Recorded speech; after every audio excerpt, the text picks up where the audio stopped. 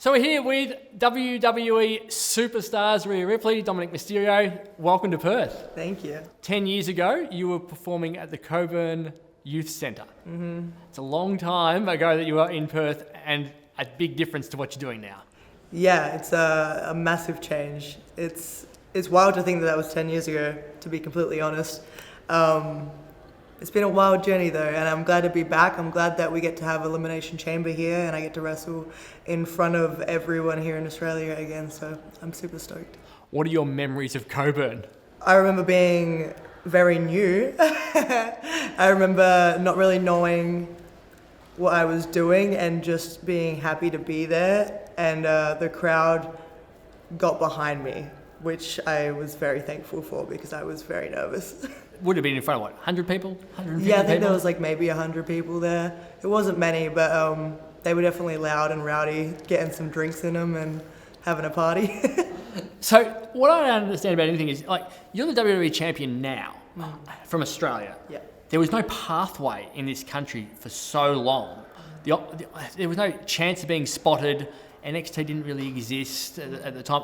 What made you get into the industry and think that this was even more than just a pipe dream? So obviously growing up watching it, I loved WWE. I tried to watch whatever I could, whenever I could, but it was hard because we could only watch it on Foxtel pretty much, unless we had the perfect time on the weekend to watch it, but I did sports. So once I found it in Australia, I found an independent scene.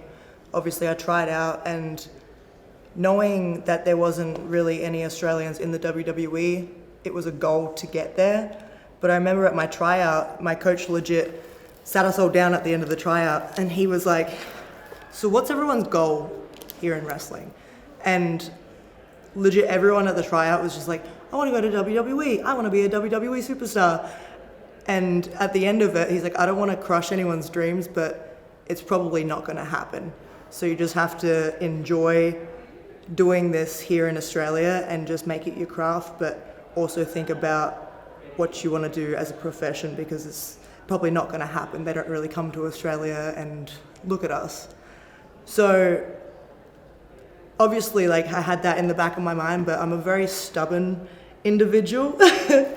And why are you nodding? I'm not. Please continue. Wow. Yeah, I'm stubborn, and once I find something I love, I really hone into it and I try and perfect it. And I'm very determined, I'm very driven when it comes to that sort of stuff. So once WWE had looked at some Australians, like Emma made it in, Buddy Murphy made it in, they came back to Australia, they came to Melbourne, and they held a tryout, and thankfully I got my name thrown in. But before that, actually, I was a part of another tryout here in Australia when they came, but I sent my email back and I was like, yeah, I'm 17 years old. And they're like, okay, you're too young, we'll come back. So then when I was 20, they came back. And yeah, I must have impressed a few people, but it was a wild ride. It was something that I didn't expect to accomplish, but I wanted to try my hardest too.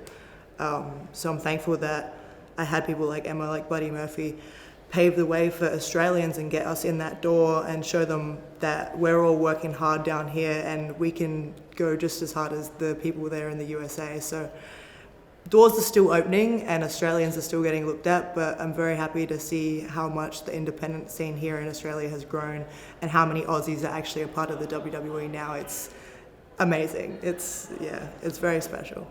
She was 17 and not allowed to participate. What were you, 8 when you got? Yeah, it's not fair. How old were you when you? I am. Let's just say I'm an 18-year veteran in this business. I started in 2005. So the storyline at the time was you and who was your real father, as my memory. Yeah, between Rey Mysterio and Eddie Guerrero on the custody battle for myself. Yeah, but actually, looking back at it now, there was a small clip of me from WCW. From like 99, maybe 98. So I was probably like 2 years old. So I've been in this business for quite a while. What's your pathway then? We know how hard it is to get there from Australia. You had obviously an in being a son of a legend. So how did you end up getting into the industry in the first place and proving that you could be what you are? Yeah, well, my journey is definitely very different than a lot of people's. I feel like I started out with my dad, and then he kind of was just like, I can't do this. I don't know what it was with me, but he was like, it started off with him and Conan, and then they just sent me away to train in Tampa Bay for 6 months with Jay Lethal. Then I finished there and did 3 months with Lance Storm in Canada. And then after that, I started seeing my dad just kind of like more beat up on the road. So I told him, I was like, hey, let me go on the road with you and just kind of help him out and do the drives. And I think that was the first time Vince had seen me since I was maybe 12. And I'm 21 at the time, so he was like, "Oh, he's like, this guy's not a kid anymore." So he's like, "Let's just throw him on TV and see what happens." And one thing led to the next, and they asked me if I knew how to wrestle. I was like, "Yeah, I think so." And now you are where you are. Now, what I find, I'm going to reel some names off to you at the moment from a famous female wrestling perspective. When I was growing up, it was Elizabeth, into Sunny, into Sable, into Trish Stratus, into Tori Wilson, all blonde, all eye candy. If you got 1 minute in the ring to perform, that was considered good. Yeah. You started probably with that sort of an image, and now you are this goth person with tattoos Mami. and Mami. And like, how did you make the call that what had been successful in the past wasn't for you and you were going to try and do something different? I think it's all about being yourself. For me, when I first came in for the first Mae Young Classic, I had the long blonde hair. I smiled way too much, way too bubbly. It wasn't me. The person that you see today is the person that I was back then, but I was trying so hard to be someone else because of obviously the people that I watched growing up. I thought that's what they wanted, so that's what I gave them. I didn't feel comfortable, and after a while, I wasn't getting put on shows, I wasn't getting opportunities, I was getting beat down and picked on. They didn't think that I worked hard enough, but I was just trying to give them what I thought they wanted. But at the end of the day, the best thing you could do is just be confident with the person that you are. So once I decided not to care what people thought about me, I was like, I'm gonna be myself. Cut my hair short, and once I did that and I started wearing the long pants with the chains and the studs, changed my persona, came out and I was just mean mugging everyone, beating everyone up. This is my brutality, it's not even a joke, it's just what I did. That's when my career really started rocking and rolling. And the Rhea Ripley evolution that you've seen into the Rhea Ripley that you see today, it's just me growing as a person outside of the WWE, and I'm just letting it shine through within the WWE sort of thing. So it's me, and I think that's what the fans see, and that's what gravitates them towards Rhea Ripley. So we often say you can't be what you can't see from a female athlete perspective over here. Sam Kerr's been amazing for soccer in this country, and the Matildas were just here in Perth in front of 60,000 people. And you look what Ash Barty achieved, and look AFLW over here at the moment. You'd be aware of all these sports in Australia. Are you proud of what you're presenting to females throughout the world about what you can attempt to be in your own space? Yeah, I'm extremely proud. My number one goal is to let everyone, not even just the little girls, but even the little boys, and obviously the older women and the men as well, I want them to know that you should feel comfortable in your own skin. And if you put your mind and your heart into something, you can accomplish it. And I think that's what Rhea Ripley really stands for at the end of the day. Like, yes, I can go out there and I can beat people up and yell in their face and be mean with Dom, but bring me into that. But at the end of the day, like the bigger picture is the growth behind Rhea Ripley, and I'm proud of how far I've come, and I'm proud about how many people's lives I've changed. I really try and see things on social media, like the positive things, and I try and talk to the fans that I get time to talk to and listen to their stories when I get the opportunity, and it's wild to think that a little girl from Adelaide, South Australia has changed lots of people's lives. Even if it's something small, like letting a woman feel comfortable cutting her hair short when a man says that a woman's hair should be long because it's more beautiful that way. No, screw that. You live your life the way you want. And that's what I want everyone to know and live by. You certainly live by that, don't you? You say screw everyone. Look at my hair. He's got a mullet. It's good, isn't it? Yeah.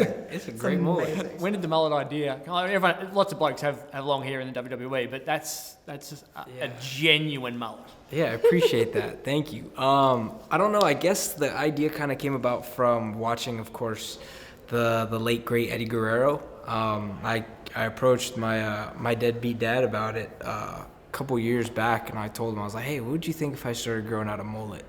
He's like, I think it'd be pretty cool. He goes, if you can pull it off. I looked at him. I said, I could pull this off better than any other. But yeah, I mean, it was the awkward stages, like the middle stages where it was kind of like Where weird. I'm at? Yeah, a little bit. Where I'm at.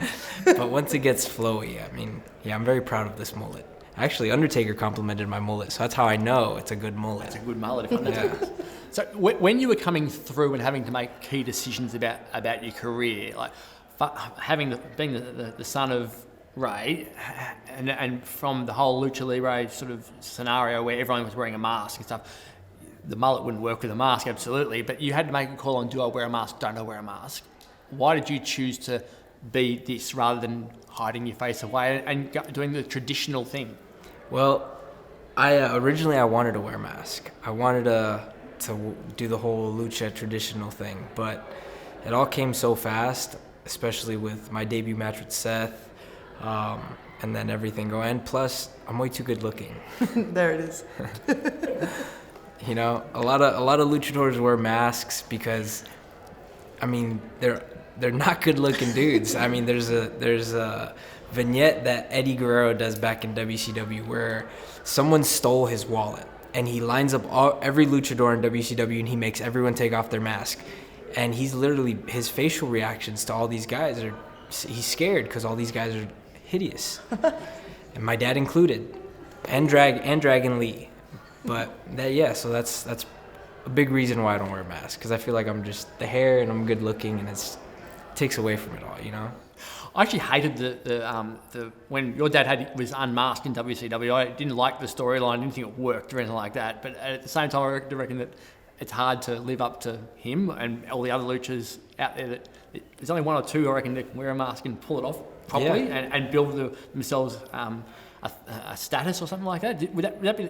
I think so. Well, because even, I hate to give him credit, but like the fact that, you know, my dad could come back and wear the mask and people would be like, some people don't even know that he wrestled without his mask in WCW in the late 90s. So the fact that he can pull it off, and guys like Mil Mascaras, even Santo got buried in his mask, literally. Like, you can go to his grave and somewhere in Mexico City and he's literally buried in his mask. So it's tradition, and it's pretty cool that I can step away from it because, like I said, I don't need it.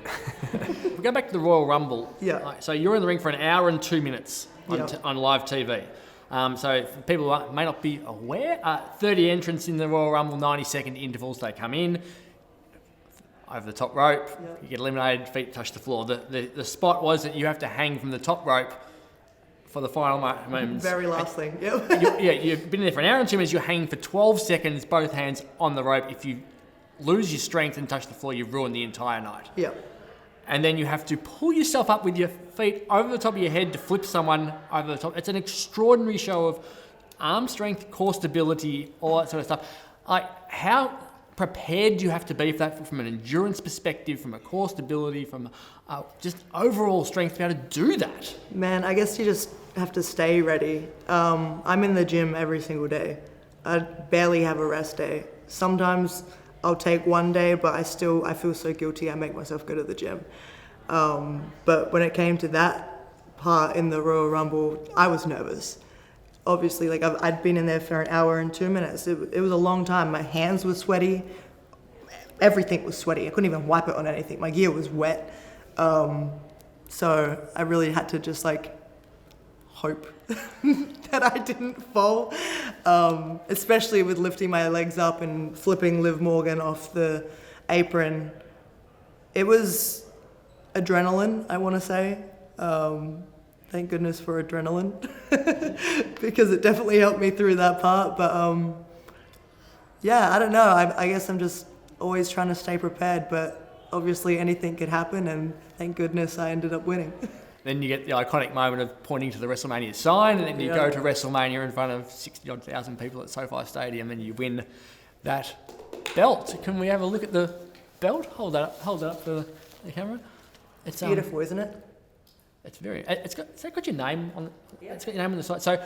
So do you keep that belt forever? Then, if when the titles change, does the person who has the belt actually get to keep the belt because their name was on it? Or? No, they just unscrew it. Yeah, I wish. I mean, I might end up with one of them. We'll see. We won't tell WWE that. What's that? You've just handed your belt over just as a coincidence? Unfortunately, I lost my title a couple of days ago. You know, no one was there to support me, but it's okay. I wasn't a leader. You know what? That It's day. Time and place. But anyways, yeah, I Someone lost else my. wanted to be. I still am currently the greatest North American champion that's NXT's ever had. But yeah, I lost my title a couple days ago. Is there any tension between the Judgment Day at the moment? Not with us. No, I think we're good. We're good. You two look pretty good. You just spent a long time on a plane together. We sat next to each other too. And it would want to be good, wouldn't it? It's Do you have a full appreciation for you're a sports entertainer rather than a sports person, but you're an athlete first and foremost.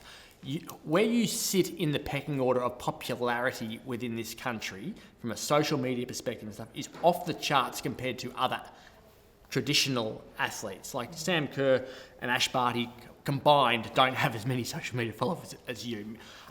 Do you appreciate where you sit in the Australian pecking order in that sort of situation? To be completely honest with you, I forget where I sit in that order. Sometimes I forget that people know who I am. I could be sitting at a restaurant or like at an airport, and I feel like someone staring at me, and I find them eventually, and I'm like, what are they looking at? Like, why does this person keep looking at me?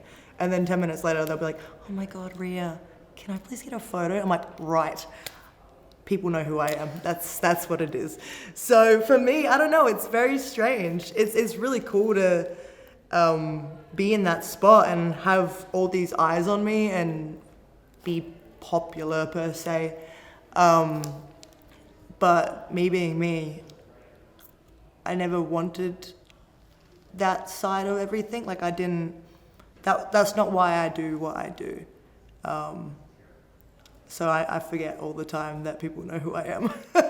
People are going to know who you are when you walk onto Optus Stadium on February 24. One of my favourite wrestling memories is 1992 WWF at the time, WWE now, goes to Wembley Stadium and Davey Boy Smith walks out to wrestle Bret Hart and the joint goes bananas. Like, do you think it's going to be that type of reception at Optus Stadium when you walk out there?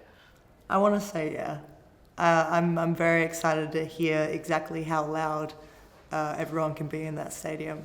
I think it's going to be insane. It was really loud at Mania, but to know that I'm going to be home, and this is the first time that I've been able to compete here for WWE, I think it's going to be a very good reaction.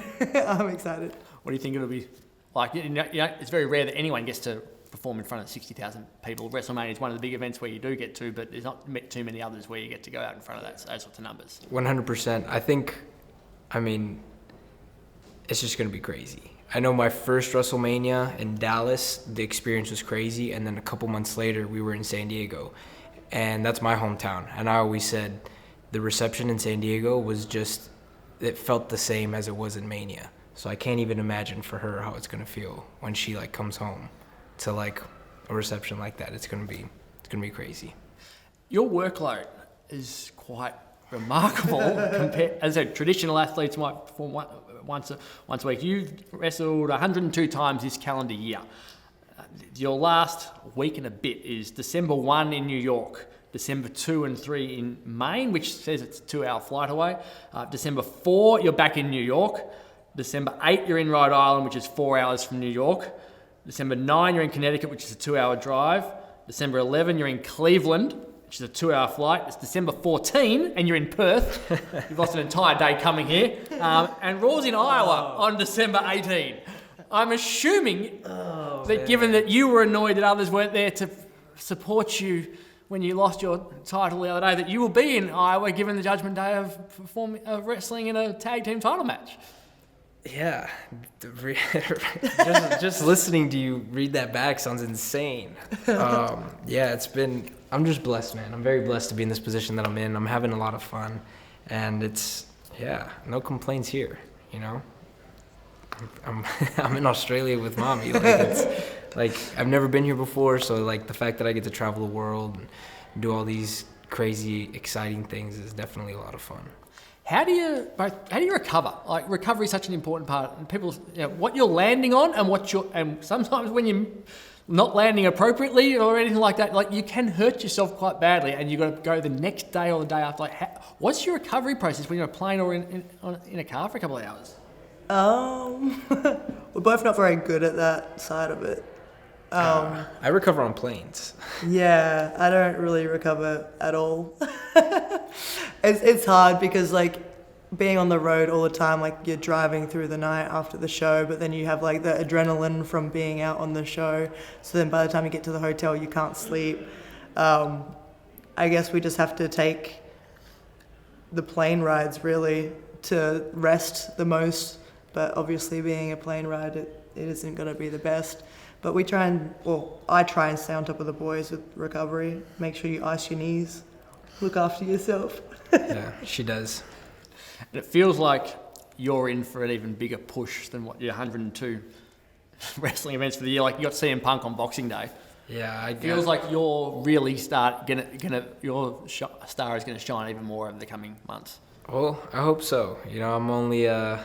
I'm a team player as far as the Judgment Day goes. So whatever's headed for us, I'm ready for it. Workhorse. Tell me about the risks. People who don't follow this enough will say, "Oh yeah, it's fake," and all that stuff. I look at it. Bret Hart got kicked in the head and had a stroke.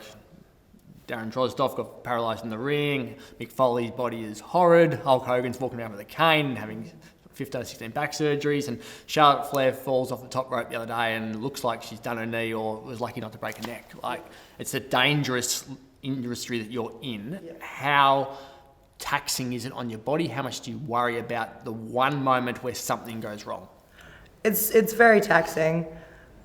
I hate when people come up to us or just in general say that it's fake, because you don't look at movies and go, oh, it's fake. They just want to target wrestling. Sylvester Stallone broke his back filming one of his movies. I think it was Expendables. Broke his back. The same thing can happen in wrestling.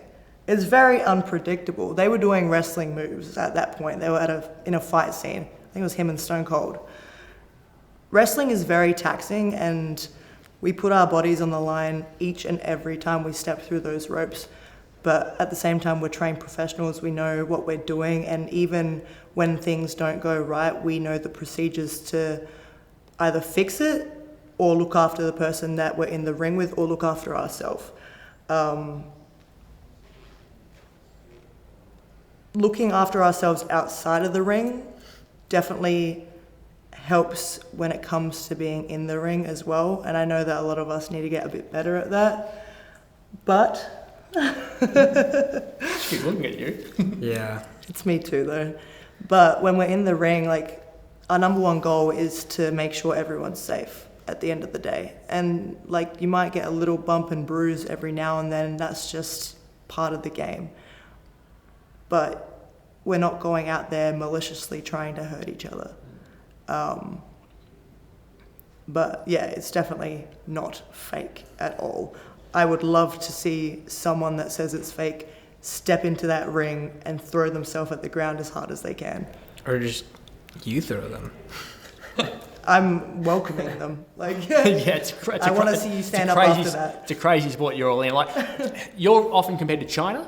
Chyna went and wrestled the blokes. Yep. I wasn't really a fan of that either. I don't reckon it gave her longevity or the opportunity to have enough. It's hard to go back with feuds. the females after Yeah, that, for sure. So do you worry about people comparing you there and where your career could head because of it, or do you embrace the way you're spoken of as being so different to the others? I embrace everything. I don't think getting compared to Chyna is a bad thing at all. I think it's amazing. I'm actually very proud of that fact. The only problem that I'm having at the moment is I've done all these amazing things with men that have been so good to me and let me do these things, that while I was doing that, the women's division was suffering a little bit and not getting built the right way. It was at a weird time where things weren't certain and things were changing constantly. So the women's division suffered a little bit, and now we're trying to build it back up. Obviously, we have like our Becky Lynches, we have Nia Jax, we have our Charlotte Flairs, our Asukas, all of that. But it's time to make some new stars as well, and that's what we're trying to do. We're trying to make new names and get the women's division rocking and rolling. So there's lots of great challenges, but for me, I love doing everything. I love beating the men up. I love beating the women up. It makes me different, and it makes me stand out, and it's a lot of fun.